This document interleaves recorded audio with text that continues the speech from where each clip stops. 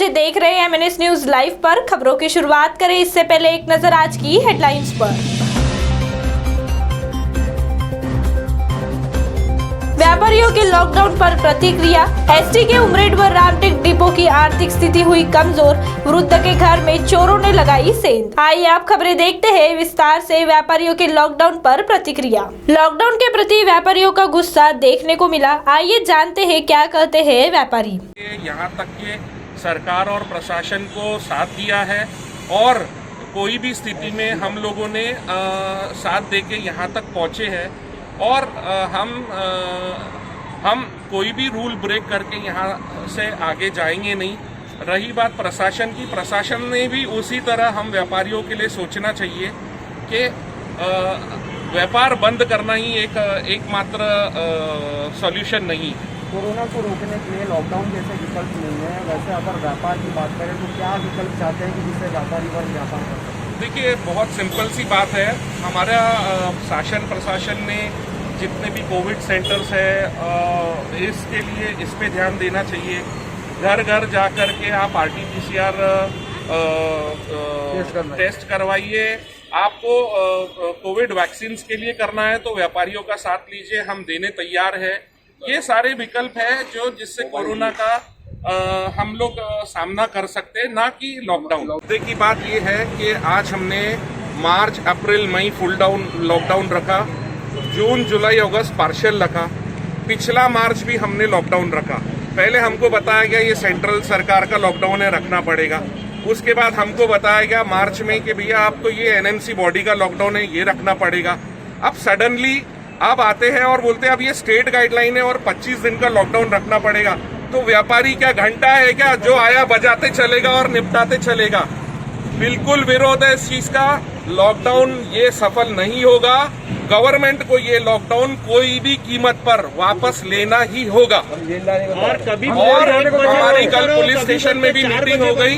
हमने वरिष्ठ police officer साहब को हमने अपनी बातें रखी, DCP मैडम ने भी उनकी बातें रखी। कल शाम को CP साहब ने भी हमको बुलाया था, हमने भी अपनी बातें रखी। हम व्यापारी हैं, हम कोई चोर उचक्के नहीं है। अगर हम अपने घर के हमारे व्यापार के प्रति अगर हम अपना धंधा व्यापार करना चाहते हैं वो तो लीगल ही है ना। उसके लिए तो कोई इलीगल एक्टिविटी में हम लोग नहीं आते हैं। और अब हमारा सस्टेन करना बिल्कुल नामुमकिन हो चुका है। अगर आपको हमारी दुकान ही बंद कराना है तो आप हमको सारे पैकेजेस दे दीजिए। हम 1 नहीं 3 महीने नहीं 6 महीने के लिए सारा लॉकडाउन बंद करने तैयार है। हम अपनी दुकान की चाबियां प्रशासन को दे देते हैं। आप हमारा ख्याल रखिए और आप हमको जैसा बोलेंगे हम वैसा करने तैयार हैं। एक अधिकारियों की बैठक में आपके साथ क्या चर्चा? अधिकारियों की बैठक में अधिकारी के पास जाते हैं, NMC कमिश्नर साहब के पास जाते हैं या कमिश्नर ऑफ पुलिस के पास जाते हैं। वो कहते हैं सही प्लेटफॉर्म पे बात रखो। हम कुछ नहीं कर सकते, हमारे वरिष्ठ से ऑर्डर है, हमको ये फॉलो करना है। ऐसा ही बोलता है। आज सबकी अपनी अपनी पगारें चालू है, सबके घर चल रहे हैं, सब अपनी अपनी बातें रख रहे हैं। लेकिन जो व्यापारी वर्ग है जो ये इतने महीनों से जूझ रहा है उसके तरफ कोई ध्यान भी नहीं है। उसके तरफ इन लोगों को कोई इनको कोई वो भी नहीं आता, तरस भी नहीं आता और ये इनके लिए कुछ सोचने तैयार भी नहीं है। हर रोज दिन का जो लॉकडाउन लगाया था उसका दूसरा दिन है, उसके बावजूद लोग सड़कों पर नजर आ रहे हैं और दुकानें बंद है। क्या कहना चाहेंगे? ये 25 दिन का लॉकडाउन तो पहली बात कि सरासर एक नाइंसाफी है, बहुत ही गलत डिसीजन है शासन प्रशासन की तरफ से और हम इस चीज़ का खंडन करते हैं, विरोध करते हैं। कल पहला दिन था, उसके बावजूद भी हमारा यहाँ काफ़ी बड़ा विरोध हुआ। सीताबर्डी में हुआ, इतवारी में हुआ, आज महल मार्केट में काफ़ी बड़ा विरोध है और ये विरोध और प्रोटेस्ट व्यापारियों का चलता रहेगा, ये रुकेगा नहीं। अब लॉकडाउन ही एक विकल्प नहीं है। जो हम व्यापारी इस तकलीफ को देख रहे हैं, शासन प्रशासन ने लॉकडाउन के अलावा जो भी विकल्प है, जो भी कोविड नॉर्म्स है, प्रोटोकॉल है, वो व्यापारी मानने तैयार है। उसके साथ हम लोग काम करने तैयार है।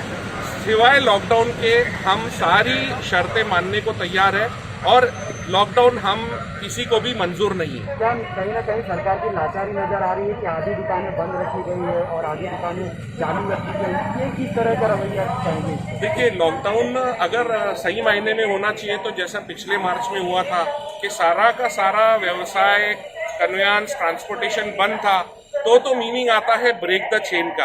आप बोलेंगे आधी से ज़्यादा चीज़ें चालू, गवर्नमेंट ऑफिसेस चालू, सारी आधे डिपार्टमेंट चालू और आधे बंद, ये कहाँ का न्याय है और ये कौन सा लॉकडाउन रूल है?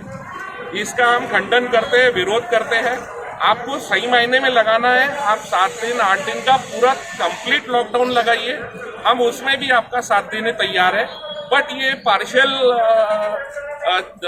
जो एटीट्यूड है और लॉकडाउन है, ये हम कोई व्यापारी को स्वीकार नहीं है।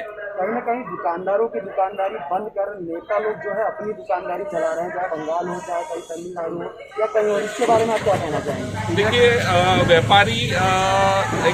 व्यापारी का धर्म व्यापार है, नेताओं का धर्म नेतागिरी है। अगर नेताओं कहीं इस चीज़ का सहारा लेते हैं और वो अपनी दुकानदारी चलाते हैं, इसमें व्यापारियों का कोई से नहीं है। वो उनका काम कर रहे हैं, हमको हमारा काम करने दीजिए, सिवाय व्यापार बंद के हमको सब मंजूर है। व्यापारी हमेशा शांति प्रिय होता है। कल जैसा आप लोगों ने प्रोटेस्ट किया, शांति प्रिय रहे।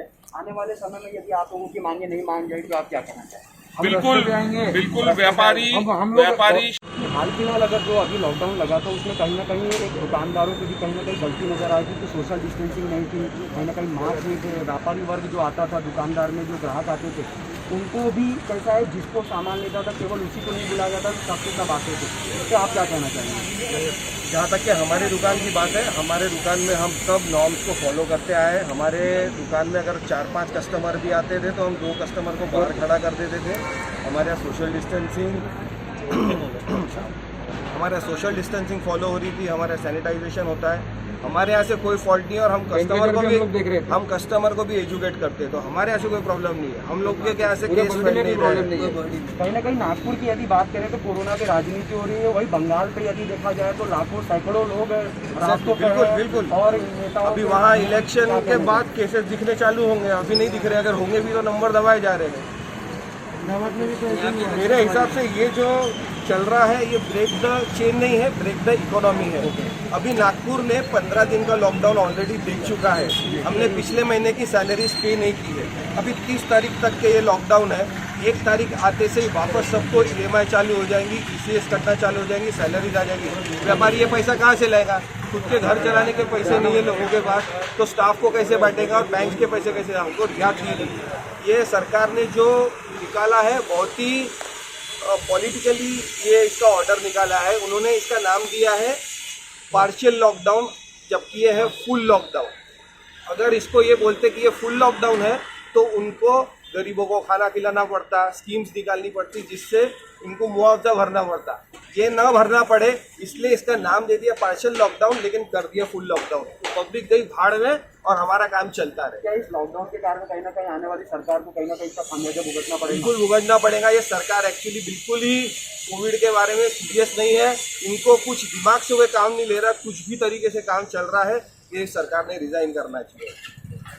व्यापारियों के प्रतिक्रिया के बाद पुलिस प्रशासन क्या कहता है, चलो जानते हैं। उसमें ठीक है, फिर भी मार्केट बंद होने के बावजूद भी मार्केट में बहुत सारी भीड़ दिखाई जाए, आपकी तरफ से क्या बंद होता है? हमने सबको अपील की है, जो शासन के निर्देश है उसका पालन करने के लिए हमने सबको अपील किया है। अभी जो भी क्या कंफ्यूजन है या क्या है हमने सबको बता दिया है। ये गवर्नमेंट के निर्णय है उसका पालन करने के लिए, और आज पूरा मार्केट बंद रखने के लिए हमने अपील किया है। वो हम लोग उनको रिक्वेस्ट करेंगे, उनको यहाँ से अलग अलग होने के लिए या अपने अपने घर पे जाने के लिए हम लोग रिक्वेस्ट करेंगे उनको। आपस में सोशल डिस्टेंसिंग का पालन कीजिए, मास्क पहनिए, सोशल डिस्टेंसिंग का पालन कीजिए, यहाँ पे भीड़ मत करिए।